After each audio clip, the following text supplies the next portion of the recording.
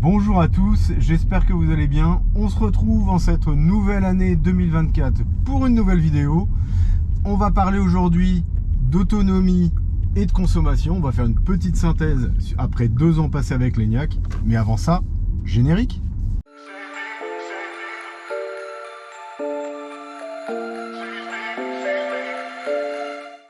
Donc on se retrouve ensemble, on va parler, je vais essayer de faire une vidéo pas trop longue, on va parler de la conso et de l'autonomie de l'ENIAC dans mon cas d'usage, parce qu'il faut bien avoir en tête que en fonction de la conduite, en fonction de du modèle de votre véhicule, ça peut fortement varier, et aussi en fonction des trajets que vous faites. Moi j'ai pris mes petites notes. On va discuter de ça ensemble et on va commencer par poser le décor puisque, comme je viens de le dire, la consommation et l'autonomie peuvent vraiment varier en fonction de l'usage, de la conduite et du véhicule.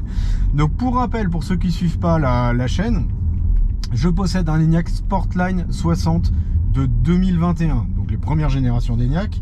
Je suis en jantes d'origine 20 pouces puisque sur les 2021 en Sportline, les jantes étaient des 20 pouces. J'ai un toit panoramique en option, donc ça c'est un point important parce que ça alourdit le véhicule, donc ça peut jouer en défaveur de la consommation. Et je n'ai pas de pompe à chaleur, donc pas de pack sur cette voiture puisque c'était une option que je n'ai pas eu l'occasion d'avoir et que j'aurais de toute façon sûrement pas pris. Donc le moteur, c'est le moteur de 180 chevaux sur l'ENIAC 60 de cette année-là, et on est donc sur une batterie de 58 kWh net, puisque l'ENIAC 60 bénéficie de la batterie de 58 kWh net ou utile. Donc voilà pour les données de la voiture. Concernant mon usage et mes types de trajets, donc il faut savoir que moi le véhicule, je m'en sers principalement pour faire des trajets du quotidien, et que finalement je prends assez peu l'autoroute ou les 4 voies. Donc mes types de trajets, je fais environ 17 000 km par an. Une grosse partie, une très grosse partie de ces trajets, c'est mes trajets du quotidien, donc aller-retour boulot, aller faire les courses et se déplacer autour de la métropole rennaise le week-end.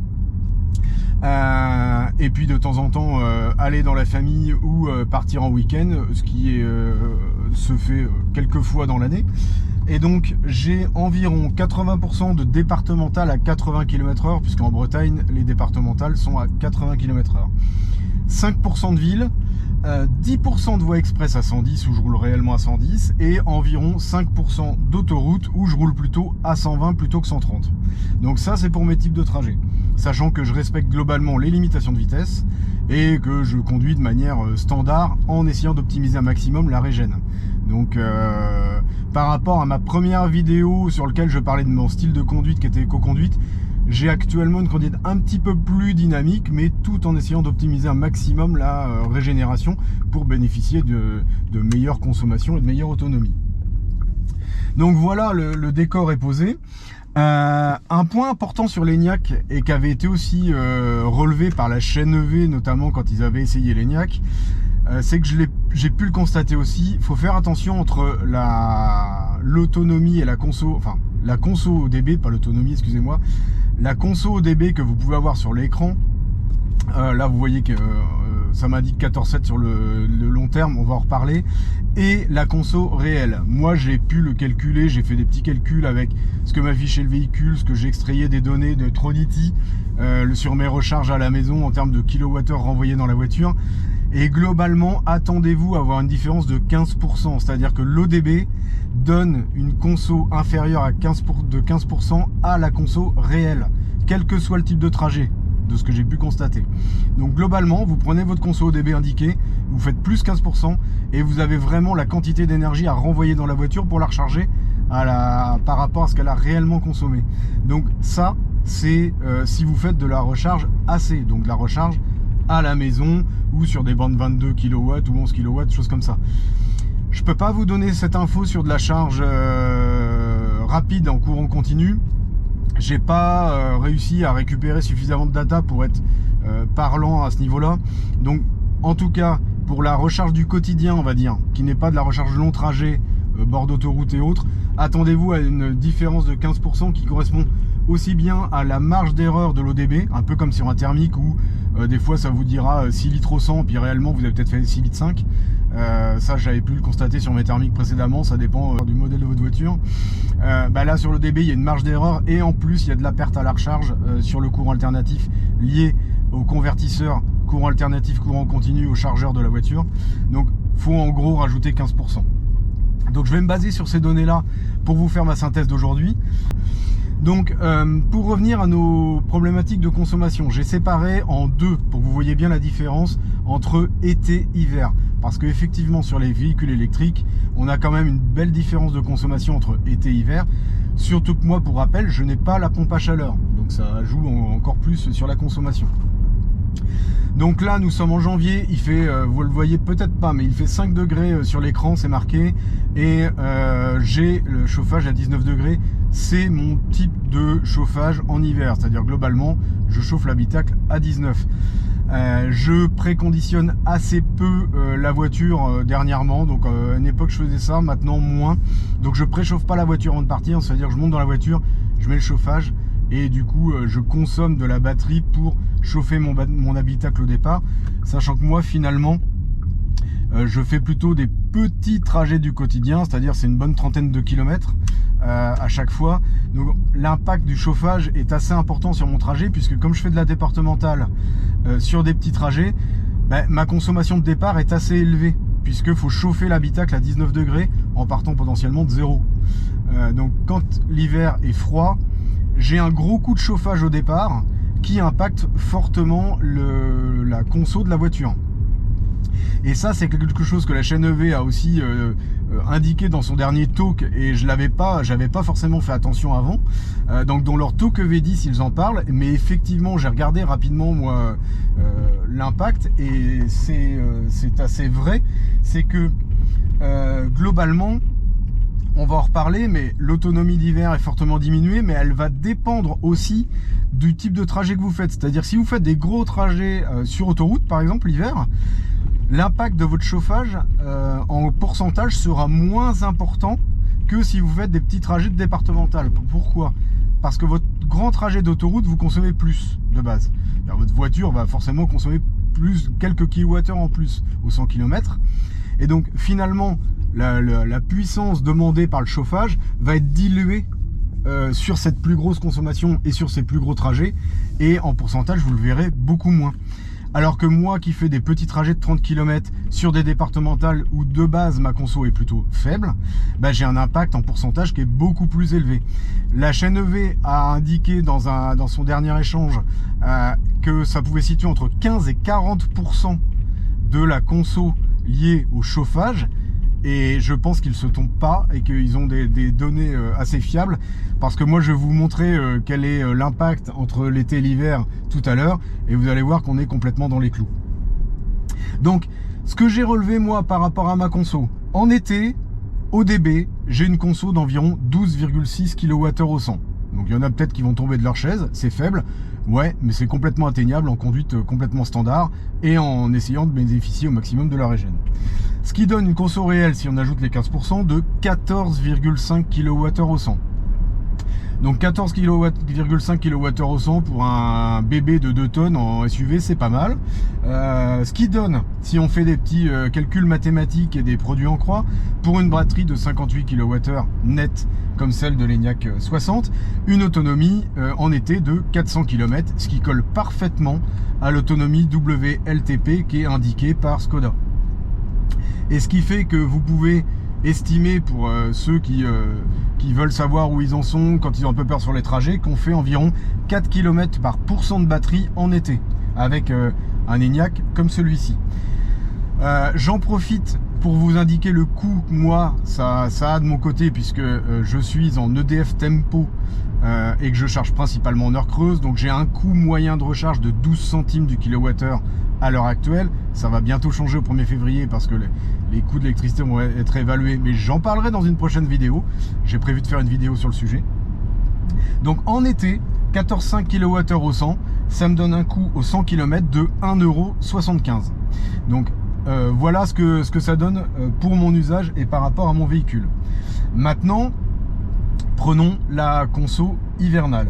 Donc en hiver, je suis plutôt entre 16,5 et 17 au DB toujours. Donc si je prends mais 15% d'erreur de l'ODB et de perte à la recharge, je vais être à quelque chose comme 19,5 réel. Donc voilà ce que ça donne pour l'hiver. Forcément, ça va dépendre de la dureté de l'hiver. Si on a des hivers où il y a un mois et demi à moins 10 ou des hivers où c'est plutôt à 5 degrés, choses comme ça va pas être la même chose puisque, toujours pareil, le gros impact, c'est le chauffage. C'est plus compliqué de chauffer la voiture quand il fait moins 10 que quand il fait 5. Donc ça va varier légèrement, mais globalement, attendez-vous à quelque chose comme ça, en tout cas en Bretagne. Et ce qui nous donne une autonomie, toujours pareil avec un produit en croix, de 300 km en hiver. Ce qui est plutôt honnête pour une batterie de 58 kWh. Ce qui fait qu'en hiver, il faut s'attendre à faire 3 km par pourcentage de batterie, à peu près, avec le chauffage tel que j'utilise moi, et sans pack. Donc en termes de coût, pour continuer à parler rapidement coût, je suis parti sur le même prix, c'est-à-dire 12 centimes du kilowattheure de recharge à la maison. Ça nous donne un coût de 2,30 € au 100 km, ce qui reste complètement économique. Soyons honnêtes, on est économique, on est en gros à 50 centimes de plus que l'été. Donc voilà pour les données été-hiver. Si on vous faites les calculs vous-même, mais je les ai fait pour vous, ça donne une différence d'autonomie d'environ un tiers. C'est-à-dire qu'on perd, personnellement, sur mes trajets, entre l'hiver et l'été, je perds 33% d'autonomie. C'est ce qu'il faut. Alors ça paraît énorme. Mais pour rappel, c'est parce que moi, de base, j'ai une consommation faible, j'ai des trajets plutôt type départemental et je fais des petits trajets. Donc effectivement, l'impact du chauffage, pour moi, est assez important. Et maintenant, si on fait une moyenne, alors je sais pas si vous l'avez à l'écran là, mais on va s'arrêter, je vais vous montrer. Je vais m'arrêter un petit peu plus loin pour que vous voyez bien l'écran, parce que j'ai sur l'écran d'afficher ma moyenne sur les 20 000 derniers kilomètres. Ce qui est une moyenne qui est du coup plutôt fait sens, parce que quand on parle de 20 000 km, ça permet d'avoir des bonnes données. À l'heure actuelle, la voiture me dit, sur les 20 000 derniers kilomètres, j'ai 14,7 de moyenne ODB. Donc voilà, vous la voyez ici, 14,7 ODB, donc sur les 20 450 derniers kilomètres.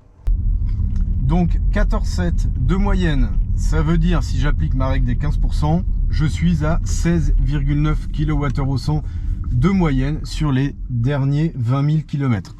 Ça veut dire quoi en termes d'autonomie? Ça correspond environ à une autonomie de 350 km. Et en termes de coût, on tombe sur un coût de 2 € au 100 km.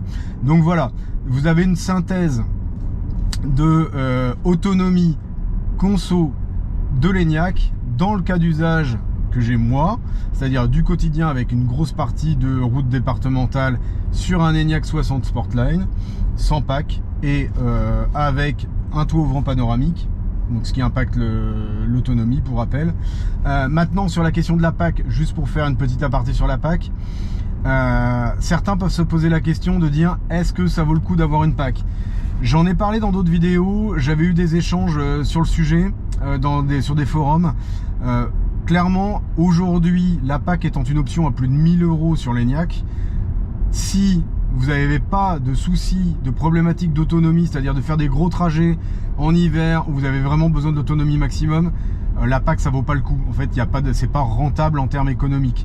C'est-à-dire que le coût de départ que vous allez mettre, au moins qu'elle vous soit offerte, bon dans ce cas-là prenez-la, mais le coût de départ que vous allez mettre, vous allez jamais l'amortir. Donc si vous n'en avez pas besoin, pas la peine de à tout prix vouloir une pack si c'est pas pour optimiser vraiment l'autonomie de vos trajets. Genre vous êtes peut-être taxi, vous avez des gros trajets à faire en hiver, là je comprendrais que vous ayez besoin d'une pack.